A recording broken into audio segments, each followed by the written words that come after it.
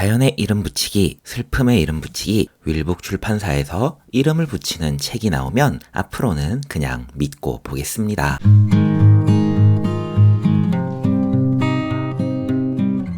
안녕하세요. 곰사장입니다. 북극 서점에 와주셔서 감사합니다. 오늘 아무 말이나 해볼 책은 존 캐닉의 슬픔의 이름 붙이기입니다. 이 책은 마치 사전 같습니다. 단어와 단어를 조합해 새로운 낱말을 만들고 그 단어를 설명하고 있습니다. 어떤 단어는 단순하게 설명하기도 하고 어떤 단어는 긴 에세이를 담아놓기도 하죠. 모든 내용은 슬픔에 집중합니다. 어떤 단어는 조금 얕은 슬픔을, 어떤 단어는 무척 깊은 슬픔을, 어떤 단어는 기쁨과 함께 오는 슬픔을, 어떤 단어는 슬펐는지도 모르는 슬픔을 다뤄요. 잠깐 보여드리면 이렇습니다. 제가 마음에 들었던 내용들로 소개해 드릴게요. 딥컷이라는 단어인데요. 음악에서 딥컷이란 어느 가수의 진짜 팬들이나 알만한 덜 알려진 곡을 의미하는 단어가 어원이라고 합니다. 여러 해 동안 느껴보지 못했다가 되살아난 감정을 자극하는 플레이리스트가 우연히 아이팟 셔플에 남아있지 않았더라면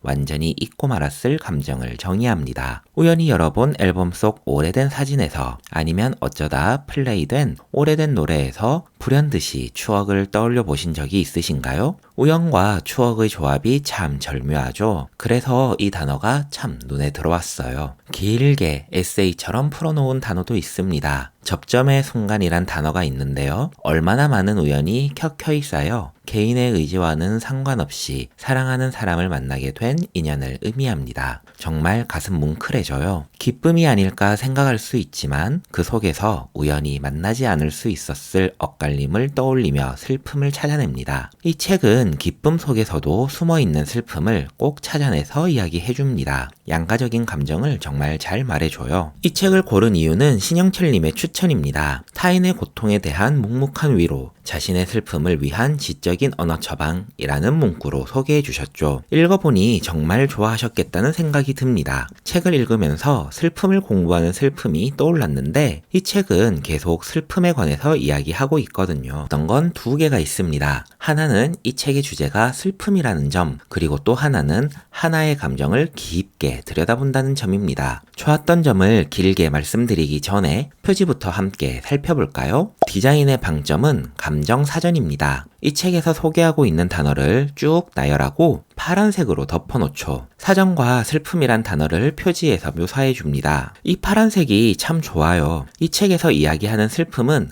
마냥 슬프지만은 않거든요. 엄청 슬픈 단어도 있지만 슬픔을 감싸고 있는 기쁨도 있기 때문에 이런 밝은 파란색이 참 마음에 듭니다. 이 책은 슬픔을 넓게 살펴보고 있습니다. 슬픔이 정말 다양한 감정이었다는 걸 알 수 있죠. 내가 슬퍼했던 순간들이 문득 떠오릅니다. 그래서 이 책은 위로가 됩니다. 내가 느끼는 슬픔을 알아주는 사람이 있다고. 그때 슬퍼하는 것도 유난한 게 아니었고 슬퍼할 일에 슬픔을 느꼈다는 기분이니 독서를 하는 동안 썩 위로가 되어 주었습니다. 조언은 한국어가 아니라 확 와닿지는 않고 그걸 한국어로 바꿔 끼우기도 굉장히 애매합니다. 하지만 그 안의 내용은 너무나 보편적이라 조어가 낯설다고 그 안의 슬픔이 바래지는 않아요. 조금 더 읽다 보면 다른 사람도 이럴 땐 슬퍼했겠구나 생각해 봅니다. 이 지점에서 신영철님의 추천이 들어간 것 같아요. 신영철님께서 이야기하셨던 우리가 슬픔을 공부해야 하는 이유는 슬픔은 다른 감정과는 조금 달라 우리가 다른 사람의 슬픔에 동감할 땐 의도했든 아니든 다른 사람에게 상처와 고통을 줄 수 있기 때문이라 하셨죠. 하지만 자신이 이해하지 못하는 슬픔은 공감할 수가 없기 때문에 자신과 타인의 삶에서 겪는 슬픔을 가까이 하고 계속 공부해야 한다고 말씀했습니다. 성숙한 사람이라면 반드시 타인의 슬픔에 민감해야 한다고요. 슬픔을 넓게 바라봄으로써 다른 사람의 슬픔도 나의 슬픔도 깊이 들여다볼 수 있는 좋은 책이었습니다. 좋았던 다른 하나는 내 감정 하나를 깊게 들여다보는 경험입니다. 하나의 감정을 집중해서 깊게 바라보신 적이 있으신가요? 이 책처럼 어느 순간에 어떻게 슬펐는지 사전처럼 정의해 놓는다면 꺼내 쓰기도 쉽겠다는 생각이 들었습니다. 정의가 되어 쉽게 쓸 수 있다면 슬픔은 조금 더 빨리 묻어두고 기쁨은 필요한 순간에 꺼내 쓸 수 있지 않을까요? 가만히 나의 감정을 들여다볼 동기를 만들어준다는 점에서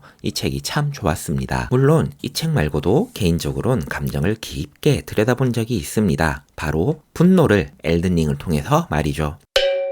최근에 엘든링 DLC가 나왔습니다. DLC를 하기 전에 본편을 다시 플레이했는데요. 처음부터 다시 시작하는데 오랜만에 다시 해도 정말 열이 받더군요. 엘든링이란 게임 자체는 고품격 게임 리뷰 채널 북극 서점에서 예전에 일론 머스크 평전을 리뷰할 때 한번 언급하긴 했었습니다. 분노라는 단어에 맞추기 위해 제작자 프롬소프트의 게임으로 넓혀서 다시 이야기를 해보겠습니다. 프롬소프트의 게임의 특징은 정말 다양하긴 하지만 한마디로 콕 줄여보자면 높은 난이도라고 말할 수 있을 것입니다. 정말 너무 말도 안 되게 어려운 게임을 만들죠. 이 높은 난이도는 플레이어의 잦은 실패, 즉 캐릭터의 다양하고 많은 죽음으로 이어집니다. 몬스터가 갑자기 튀어나와 절벽으로 밀어서 죽고 갑자기 함정에 빠져 죽고 지름길로 가기 위해 높은 곳에서 떨어지다 조작을 실수해서 죽기도 합니다. 보스와의 전투는 말할 것도 없습니다. 때릴까 말까 놀리는 보스의 공격을 놓쳐서 죽고 한 방만 더 때리면 되는데 실수해서 죽고 말도 안 되게 강한 공격에 한 방에 죽고 정말 다양하게 죽습니다. 그럼 그때 느끼는 거죠. 아, 분노에도 이렇게 넓은 스펙트럼이 있구나. 나의 기억력, 순발력, 운,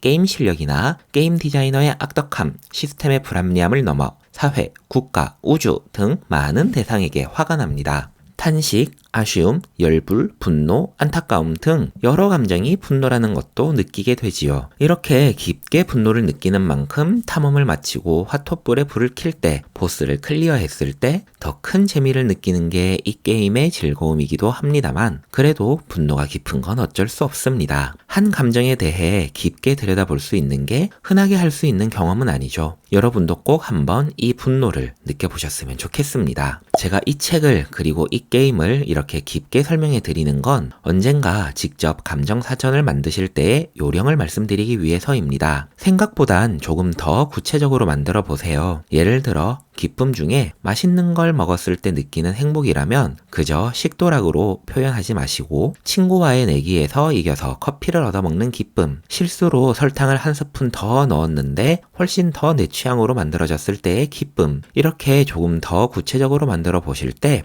훨씬 더 넓게 그리고 다양하게 그 감정을 느끼실 수 있을 거예요. 슬픔의 이름 붙이기에 대한 이야기는 여기까지입니다. 책 첫 장에 나는 사전을 읽었다. 나는 그게 세상 모든 것에 대한 한 편의 시라고 생각했다. 라는 스티븐 라이트의 앨범을 인용합니다. 이 책은 정말 멋진 시집이었어요. 함께 해주셔서 감사합니다. 다음에 또 만나요.